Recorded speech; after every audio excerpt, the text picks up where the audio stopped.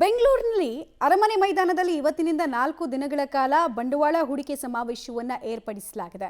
ಇಂದು ಸಂಜೆ ಸಮಾವೇಶಕ್ಕೆ ಮುಖ್ಯಮಂತ್ರಿ ಸಿದ್ದರಾಮಯ್ಯ, ಕೇಂದ್ರ ರಕ್ಷಣಾ ಸಚಿವ ರಾಜನಾಥ್ ಸಿಂಗ್, ಡಿಸಿಎಂ ಡಿಕೆ ಶಿವಕುಮಾರ್, ಕೈಗಾರಿಕಾ ಸಚಿವ ಎಂಬಿ ಪಾಟೀಲ್ ಚಾಲನೆ ಕೊಡಲಿದ್ದಾರೆ.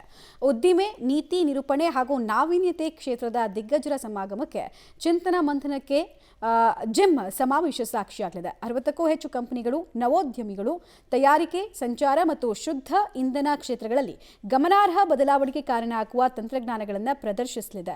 ಸಮಾವೇಶದ ಅಂಗವಾಗಿ ಸಿಎಂ ಸಿದ್ದರಾಮಯ್ಯ ಸಂದೇಶವನ್ನು ನೀಡಿದ್ದಾರೆ. 4 ದಿನಗಳ ಸಮಾವೇಶದಲ್ಲಿ ಉದ್ದಿಮೆದಾರರಿಗೆ ಎಲ್ಲಾ ರೀತಿಯ ಸಹಕಾರ ನೀಡುವುದಾಗಿ ಭರವಸೆ ಕೊಟ್ಟಿದ್ದಾರೆ. ಬಂಡವಾಳ ಹೂಡಿಕೆಗೆ ಪೂರಕ ವಾತಾವರಣ ನಿರ್ಮಾಣ ಮಾಡುವುದಾಗಿಯೂ ಹೇಳಿದ್ದಾರೆ. ನವಕರ್ನಾಟಕ ನಿರ್ಮಾಣದಲ್ಲಿ ಎಲ್ಲರೂ ಕೈಜೋಡಿಸುವಂತೆ ಸಿಎಂ ಮನವಿ ಮಾಡಿದ್ದಾರೆ. ಕರ್ನಾಟಕ ರಾಜ್ಯ ಸರ್ಕಾರವು ಇದೇ ತಿಂಗಳು 11ರಿಂದ 14ರವರೆಗೆ ಜಾಗತಿಕ ಬಂಡವಾಳ ಹೂಡಿಕೆದಾರರ ಸಮಾವೇಶವನ್ನು ಹಮ್ಮಿಕೊಂಡಿದ್ದೇವೆ.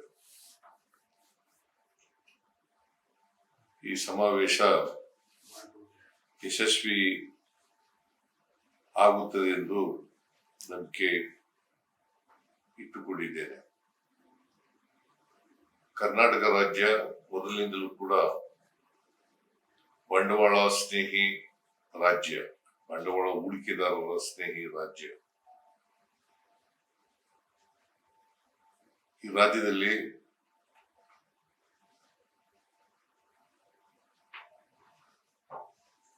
ನಾವು ಬಂಡವಾಳ ಹೂಡಿಕೆಗೆ ಬೇಕಾದಂತ ಎಲ್ಲ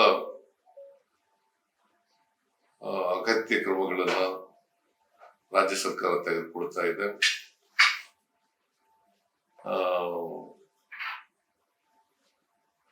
ನಾನು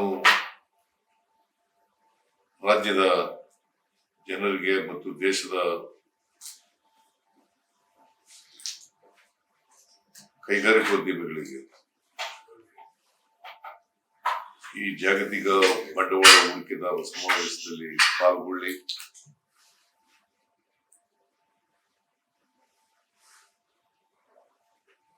ನಿಮಗೆ ಎಲ್ಲ ರೀತಿಯ ಸಹಾಯವನ್ನ, ಬೆಂಬಲವನ್ನ ನಮ್ಮ ಸರ್ಕಾರ ಕೊಡ್ತದೆ.